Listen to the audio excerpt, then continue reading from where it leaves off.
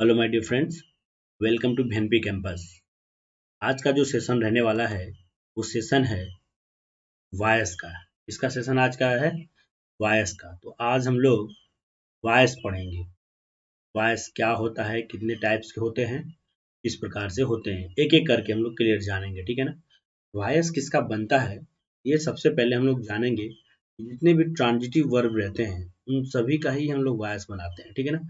अब transitive verb क्या होता है ये समझ लेते हैं सबसे पहले। ट्रांजिटिव वर्ब की जो हिंदी होती है वो होती है सकर्मक क्रिया। क्या होता है बालक? सकर्मक क्रिया। जितने भी लोग देख रहे हैं लाइक शेयर एंड सब्सक्राइब करना ना भूलें। सकर्मक क्रिया इसकी हिंदी होती है। ठीक है ना। अब ट्रांजिटिव वर्ब को कैसे हम लोग पहचानते हैं और कैसे नहीं पहचानते इसके बारे में भी हम लोग चर्चा करेंगे। थोड़ी चर्चा करेंगे, बाकी टोटल फोकस वॉयस पे ही रहेगा। देखिए, सकर्मक क्रिया कह रहा है कि जिसमें सब्जेक्ट एक वर्ब और एक ऑब्जेक्ट हो और वर्ब का असर सब्जेक्ट पर पड़े। ठीक है ना। जैसे मैं बोलूं अगर कि he eats mango, he eats mango. देखिए यहाँ इट्स वर्ब है और ये ऑब्जेक्ट है मैंगो। अगर ये ही है, अगर इस मैंगो को खाएगा तो क्या मैंगो पे असर पड़ेगा? जी हाँ, बिल्कुल पड़ेगा। तो से समझिए कि जिसका असर इस पर पड़े, ऑब्जेक्ट पर पड़े, वो आपका हो जाता है ट्रांजिटिव वर्ब। क्लियर है इतना? और ट्रांजिटिव वर्ब का ही हम लोग पैसिव वॉइस बनाते हैं। मैंने यहाँ पे दो आपका डेफिनेशन लिख दिया। डेफिनेशन आपका कभी पूछता नहीं है, नहीं पूछेगा, पर थोड़ा समझ लीजिए। जिसमें अगर सब्जेक्ट कार्य करे तो वो आपका हो जाएगा एक्टिव वॉइस, और जिसमें आपका सब्जेक्ट काम न करे, सब्जेक्ट डज नॉट एक्ट, यानी कि ऑब्जेक्ट वर्क करे, ठीक है ना, तो वो आपका हो जाता है पैसिव वॉइस हो जाता है। क्लियर है ना। चलिए आगे चलते हैं हम लोग। देखिए, एक्टिव वॉइस में आपको हमेशा मिलेगा इसी प्रकार से। ठीक है ना। पहले सब्जेक्ट मिलेगा, इसके बाद वर्ब मिलेगा, इसके बाद ऑब्जेक्ट मिलेगा एक्टिव वॉइस में। हम पैसिव वॉइस में क्या करते हैं, जो आपका ऑब्जेक्ट रहता है उसको हम लोग सब्जेक्ट बना लेते हैं, यानी ऑब्जेक्ट को सबसे पहले लिख देते हैं। यहाँ सब्जेक्ट हो जाता है ऑब्जेक्ट को चेंज करके। ठीक है ना। और जो सबसे सब्जेक्ट रहता है उसको हम लोग बदल के यहाँ पर ऑब्जेक्ट बना लेते हैं। क्लियर है। देखिए, अब वर्ब की तीसरी फॉर्म लिख देते हैं। ये ध्यान दीजिएगा, पीवी में हमेशा और हमेशा वर्ब की थर्ड फॉर्म रहती है। ऑलवेज थर्ड फॉर्म रहेगी। ये बात क्लियर समझ में आई? और देखिए, इसके बाद ऑब्जेक्ट लिखेंगे, फिर हेल्पिंग वर्ब लिखेंगे, फिर वर्ब की थर्ड फॉर्म लिखेंगे, और जैसे इस सब्जेक्ट को हम लोग ऑब्जेक्ट बनाएंगे उसके पहले बाई लगा देंगे। ठीक है। क्लियर है? इतना तक किसी को डाउट नहीं ना है? चलिए मैं आगे बढ़ रहा हूँ। ठीक है।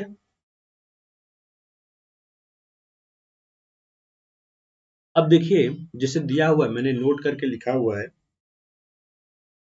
अगर आपके यहाँ पे सब्जेक्ट की जगह पे इस स्थान पर अगर ये सारा चीज आ जाए, one, someone, nobody, people, somebody, no one, police, public, us, them, ठीक है ना, वी, अगर ये सब आ जाए सब्जेक्ट के स्थान पे, तब हम इसको सब्जेक्ट का ऑब्जेक्ट नहीं बनाएंगे यहाँ पे। ठीक है ना। अब एग्जाम्पल से हम लोग समझेंगे, ये थोड़ा थोड़ा प्रारूप है बस बनाने कैसे बनता है। ठीक है ना। और पूरा बाकायदे सीक्वेंस वाइज चला जाएगा। तो बने रहिए, और चैनल पे नए हैं तो सब्सक्राइब करना ना भूलिए, लाइक एंड शेयर करते रहिए। ठीक है ना। ठीक। कुछ टेंसेज है, जैसे इसके पहले अगर आप नरेशन पढ़े हैं या नहीं पढ़े तो प्लेलिस्ट में जाकर चेक करेंगे तो नरेशन आपको मिल जाएगा भीएनपी कैंपस पर। ठीक है ना। चलिए देखिए, अब एक्टिव वॉइस का देख लेते हैं। अगर एक्टिव वॉइस में टेंस आपका प्रेजेंट इंडेफिनिट हो, देखिए ये कौन सा है आपका प्रेजेंट इंडेफिनिट। क्लियर है। ये वर्ब की फर्स्ट फॉर्म में यस या यस कहाँ लगता है? प्रेजेंट इंडेफिनिट में ही तो लगता है। डू डज हेल्पिंग वर्ब कहाँ लगता है? प्रेजेंट इंडेफिनिट टेंस में। और प्रेजेंट इंडेफिनिट बदल के पैसिव वॉइस में इज, एम, आर और प्लस वर्ब की थर्ड फॉर्म हो जाती है। वैसे ही अगर एक्टिव वॉइस में V2 हो, यानी पास्ट इंडेफिनिट की बात करें, देखिए अब यहाँ पे देखिए ये पास्ट इंडेफिनिट हो गया है। ठीक है। इंडेफिनिट, जब पास्ट इंडेफिनिट रहता है तो वो वाज और वर में चला जाता है। जब पैसिव वॉइस हम बनाते हैं एक्टिव से पैसिव वॉइस, तो एक्टिव से पैसिव वॉइस जब बनाएंगे तो वर हो जाएगा। अब वर्ब की थर्ड फॉर्म हमेशा रहेगी, ये समझ लीजिए। क्लियर है। अगर विल सेल दिया, देखिए विल सेल के साथ वर्ब की फर्स्ट फॉर्म होती है। अगर ये दिया रहे तो हम इसको किस में बदल देंगे? विल बी और सेल बी में। ठीक है ना। अगर वहीं पे इज, एम, आर यानी प्रेजेंट कंटिन्यूअस ही दे दिया हो तो हम क्या करेंगे? तो उसी को लिखेंगे और उसके साथ बीइंग जोड़ देंगे और इसके बाद भीतरी लिख देंगे। क्लियर है? जैसे वाज और वर है प्लस उसके साथ वर में आईएनजी लगा हुआ है, तो पैसिव वॉइस में हम वाज वर के साथ बीइंग ऐड कर देते हैं, और हैड है तो हैड बीन ऐड कर देते हैं। क्लियर है? किसी को डाउट नहीं है ना? चलिए एक चीज मैं यहाँ ही और मेंशन कर दे रहा हूँ, ठीक है ना? चलिए आप देखते रहिए। देखिए जैसे कि मैं एक और कर दे रहा हूँ यहीं पे, ठीक है? जैसे देखिए ये आपका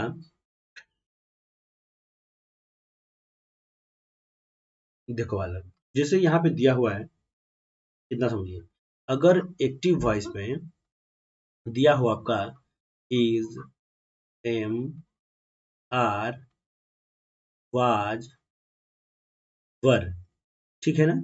और प्लस वर में आईएनजी लगा रहता है एक्टिव वॉइस में, तो पैसिव वॉइस में हम लोग इन सभी के साथ, इसको हम लोग टू बी वर्ब भी बोलते हैं। देखिए इसको टू बी वर्ब भी बोलते हैं हम लोग, टू बी वर्ब, ठीक है ना? तो क्या हो जाएगा, इसका हो जाएगा is, am, are, was, were plus being plus verb की थर्ड फॉर्म, ये आपका पैसिव वॉइस में हो जाएगा, ठीक है?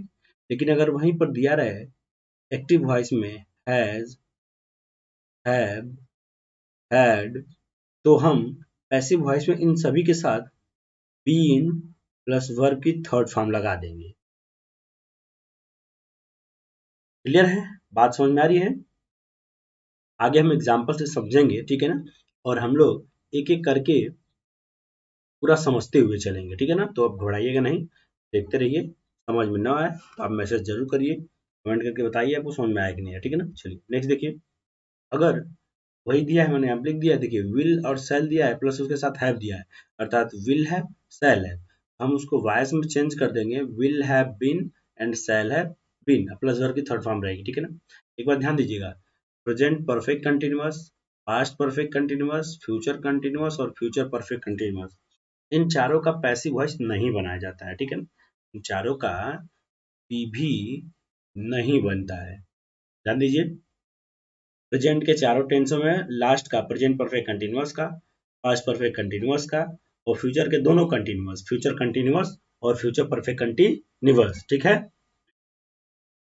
इन इन चारों का हम लोग पैसिव वॉइस नहीं बनाते हैं। कोई दिक्कत इसमें नहीं है ना? We can not change into passive voice in these sentences are change into passive voice, ठीक है ना? दीज सेंटेंस आर नॉट, ठीक है, हम नहीं चेंज कर सकते हैं, ठीक है ना? We can not change into passive voice. Clear है? इन चारों टेंसों का हम लोग पैसिव वॉइस नहीं बनाएंगे, ये क्लियर कर लीजिएगा, ठीक है?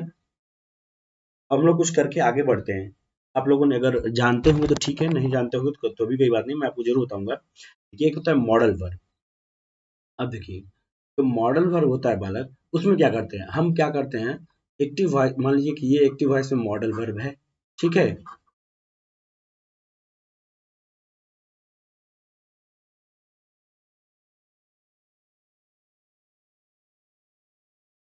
लेकिन हम लोग क्या करेंगे, पैसिव वॉइस में बालक हम इसमें ऐड कर देंगे। पैसिव वॉइस में क्या ऐड करेंगे, देखिए वही आपका मॉडल वर्ब रहेगा और उसी के साथ हम लोग बी ऐड कर देंगे। देखिए जैसे मैंने मॉडल वर्ब लिखा हुआ है यहाँ पे, देखिए मॉडल वर्ब कितने हो गए, जैसे कैन, कुड, मे, माई, देखिए ये प्रेजेंट फॉर्म है, ये पास्ट फॉर्म है, ठीक है ना?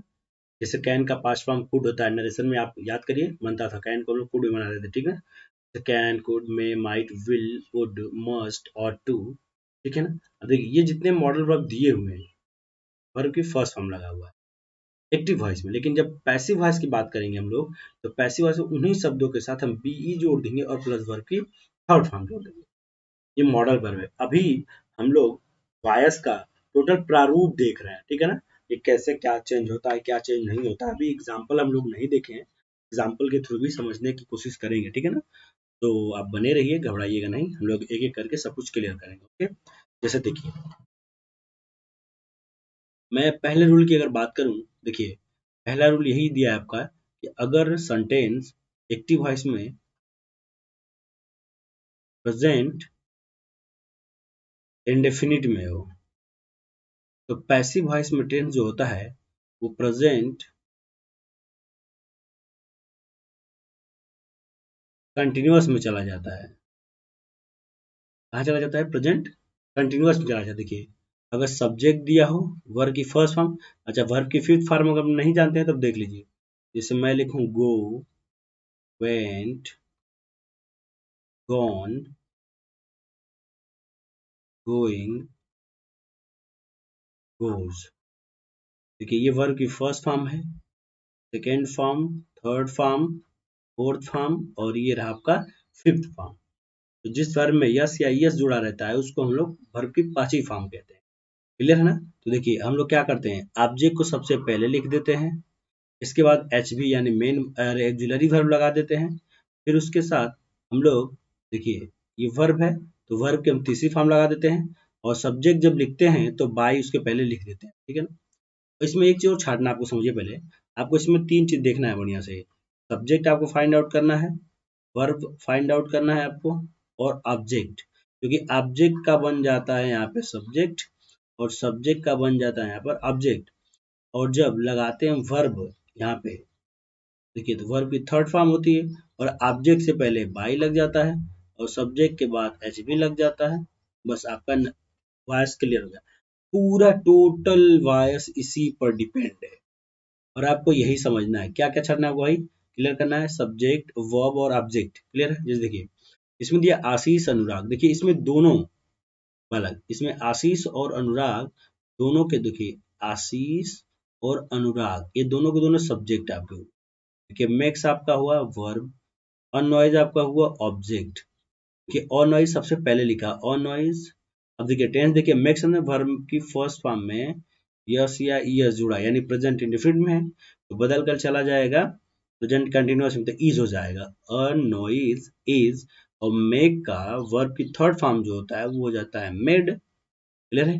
अब इसके बाद सब्जेक्ट को लिखेंगे, तो सब्जेक्ट को लिखने के, सब्जेक्ट को जब ऑब्जेक्ट बनाते हैं तो उसके पहले हम लोग बाई का प्रयोग करते हैं, बाई आशीष और अनुराग।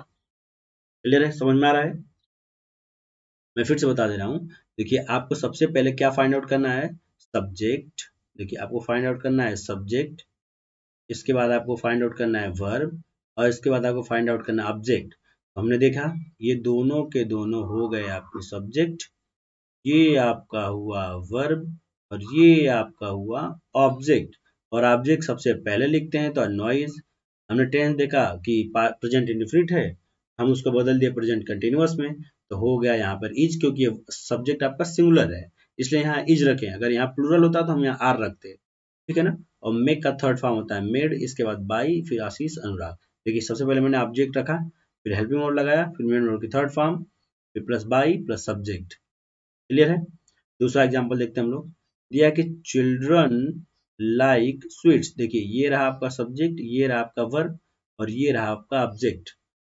तो हम ऑब्जेक्ट को पहले रखेंगे स्वीट्स। देखिए यहाँ पे सब्जेक्ट प्लूरल हो गया है इसीलिए यहाँ पे हम आर रखेंगे। क्लियर है? जब सब्जेक्ट प्लूरल रहे हम वहाँ पे आर रखेंगे। फिर इसके बाद वर्ब की थर्ड फॉर्म, तो लाइक्ड बाई चिल्ड्रन। क्लियर है? समझ में आ रहा है सबको? चलिए ठीक है, जिसको जिसको समझ में नहीं आ रहा है वो कमेंट करके बताएगा। ठीक है? देखिए रेखा टेक्स कॉफी एवरी मॉर्निंग। देखिए ये आपका तो हुआ सब्जेक्ट, ये आपका हुआ वर्ब, ये आपका हुआ ऑब्जेक्ट। अब ये चीज क्या है भाई, किसी को पता है? देखिए ये जो चीज बनती है इसको हम लोग अदर कहते हैं। ठीक है ना? और अदर में भी तीन चीज आती है वाले, मैनर, प्लेस, टाइम। क्लियर है ना?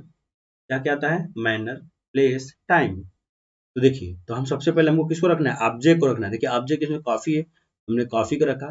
फिर देखिए टेक्स्ट दिया हुआ यानी वर्ब के फर्स्ट फॉर्म में यस या यस। टेंस पहचानने का तरीका बस यही है कि आप दो तरीकों से पहचान पाते हैं।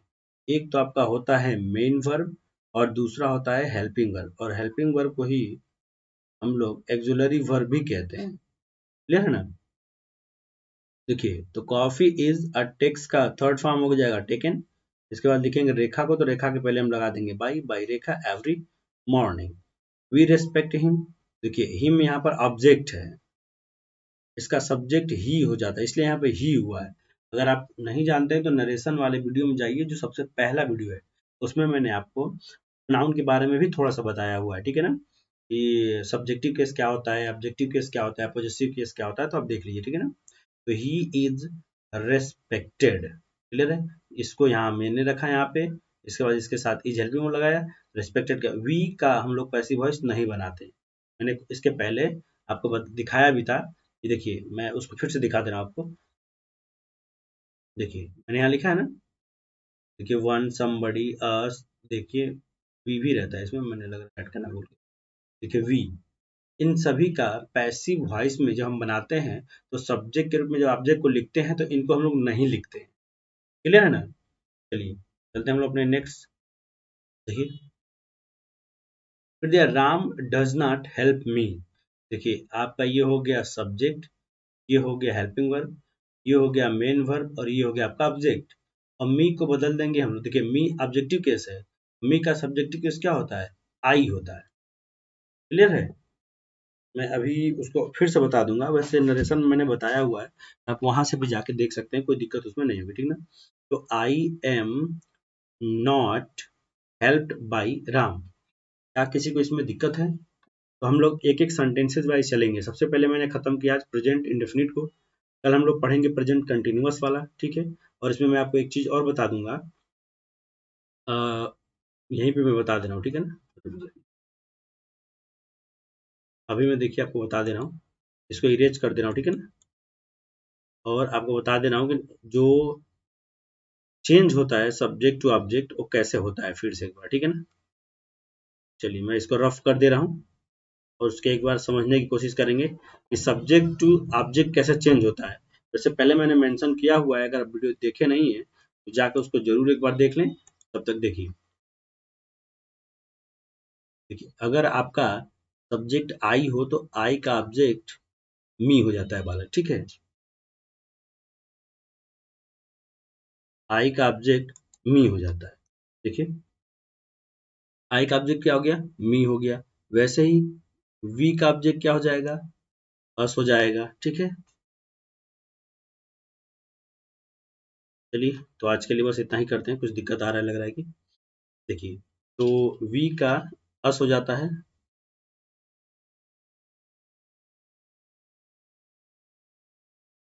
चलिए तो आज के लिए बस इतना ही।